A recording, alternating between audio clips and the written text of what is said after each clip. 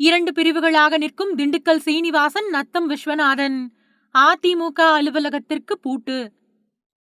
அதிமுக 2 பிரிவா பிளவுபட்டிருக்கக்கூடிய நிலையில பல்வேறு மாவட்டங்கள்லயும் கட்சி அலுவலகங்கள்ல மோதல் வெடிச்சிட்டு வருது. திண்டுக்கல் மாவட்டத்துல செல்வாக்கு மிக்க நத்தம் விஸ்வநாதன், திண்டுக்கல் சீனிவாசன் 2 பேரும் 2 தரப்பா பிரிஞ்சிருக்கிறதால அதிமுக அலுவலகத்துக்கு போலீஸ் பாதுகாப்போட பூட்டு போடப்பட்டிருக்கு. 1971வது வருஷம் எம்ஜிஆரால தொடங்கப்பட்ட அனைத்திந்திய அண்ணா திராவிட முன்னேற்ற கழகம் இப்போ 2ஆ பிளவுபட்டிருக்கு. அதிமுக பொதுச் செயலாளர் எடப்பாடி தலைமையில ஒரு அணியாவும், சி.வி. சண்முகம், எஸ்.பி. வேலுமணி தலைமையில இன்னொரு அணியாவும் செயல்பட்டு வருது. முதல்வர் விஜய் தலைமையிலான தாவேக அரசுக்கு எஸ்.பி. வேலுமணி தலைமையிலான அதிமுகவோட எம்.எல்.ஏக்கள் 25 பேர் ஆதரவு கொடுத்திருக்காங்க. ஆனா எடப்பாடி பழனிசாமி அணியோட 22 அதிமுக எம்.எல்.ஏக்கள் விஜய் அரசுக்கு எதிரா நம்பிக்கை வாக்கெடுப்புல வாக்களிச்சிருக்காங்க. இதை தொடர்ந்து எஸ்.பி. வேலுமணி, சி.வி. சண்முகம் அவங்களோட அணியில் இருக்கக்கூடிய நத்தம் விஸ்வநாதன், சி. விஜயபாஸ்கர், எம்.ஆர். விஜயபாஸ்கர் உள்ளிட்ட 25க்கும் மேற்பட்டோர் கட்சி பதவிகளை பறிச்சுட்டு புதிய மாவட்ட செயலாளர்களை எடப்பாடி பழனிசாமி நியமிச்சிருக்காரு.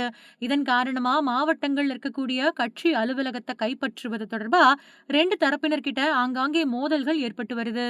விழுப்புரம், கடலூர், புதுக்கோட்டை மாவட்டங்கள்ல அதிமுக அலுவலகத்துக்குள்ள புதிய மாசேக்கள் போக முயற்சி பண்ணாங்க. இதனால அங்க மோதல் ஏற்படக்கூடிய சூழ்நிலை உருவாச்சு. அதுக்கப்புறமா அதிமுக அலுவலகங்கள் பூட்டப்பட்டு போலீஸ் பாதுகாப்பு போடப்பட்டிருக்கு. இந்த நிலையில திண்டுக்கல் மாவட்டத்துல அதிமுக முன்னாள் அமைச்சர் திண்டுக்கல் சீனிவாசன் எடப்பாடி பழனிசாமிக்கு ஆதரவா செயல்பட்டு வராரு.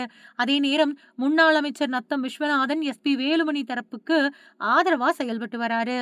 இதுக்கப்புறமா திண்டுக்கல் நத்தம் சாலையில் இருக்கக்கூடிய அதிமுக கட்சி அலுவலகத்துல 2 தரப்பினரிடையே எந்தவித பிரச்சனையும் ஏற்படக்கூடாது அப்படிங்கிறதுக்காக அதிமுக பொதுக்குழு உறுப்பினரும் நத்தம் விஸ்வநாதன் எம்.எல்.ஏ ஆதரவாளருமான நெப்போலியன் திண்டுக்கல் மாவட்ட காவல்துறை கண்காணிப்பாளர் பிரதீப் கிட்ட மனு கொடுத்திருக்காரு.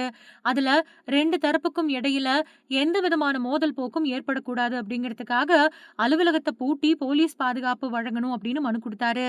இதை தொடர்ந்து 2 தரப்பினரும் கட்சி அலுவலகத்துக்கு வரக்கூடாது அப்படிங்கிறதுக்காக அலுவலகம் பூட்டப்பட்டு 24 மணி நேரமும் போலீஸ் பாதுகாப்பு போடப்பட்டிருக்கு.